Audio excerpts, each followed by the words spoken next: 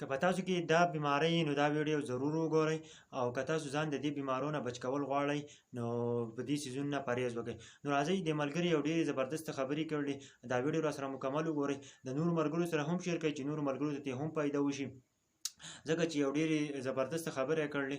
موږ او تاسو له پکار ده هم چې دا خبرې مکمل واورو چې دې کم قسمه خبرې کړلې او کومه بیماریانې په موږ کې چې هغه زموږ مقصد دی چې موږ ټولو پښتنو ته بلکې ټول انسانیت ته زموږ د ویډیو نه فایده وشي.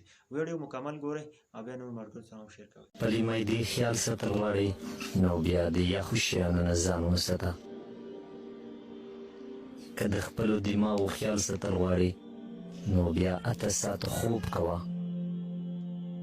که د خپل زړه خیال ساتل غواړئ بیا د ضرورت نه زیات د مالګې استعمال مه کوه. که د سږو خیال ساتل غواړئ بیا د سګرټ څکولو نه ځان وساته. که د خپلو سترګو خیال ساتل غواړئ نو بیا د خوب نه مخکې پښې په تیلو ملش کوه. که د خپلې ینې خیال ساتل غواړئ نو بیا د فاسټ فوډ نه ځان وساته. که د خپلو ګردو خیال ساتل غواړئ بیا د خوب نه مخکې باتروم ته ځه.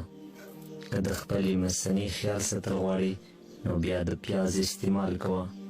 که چیرې د اپینډکس نه ځان ساتل غواړئ نو بیا د لیمو استعمال کوه. که د پوزې خیال ساتل غواړئ بیا د پودینې استعمال کوه.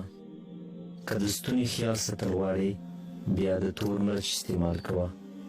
که د نورو خلکو خیال ساتل غواړئ نو بیا دا پیغام در سره ضرور شیر کړه. مننه. ملګرو ویډیو مه کتله، د کس ډېر زبردست علاج وښودلو. کم څیزونه چې د پرهیز ویلې هغه نه پرهیز وکئ او کم څیزونه چې استعمال دی نو دا استعمال وکئ چې تاسو به انشاءالله ډېر زر ښه شئ.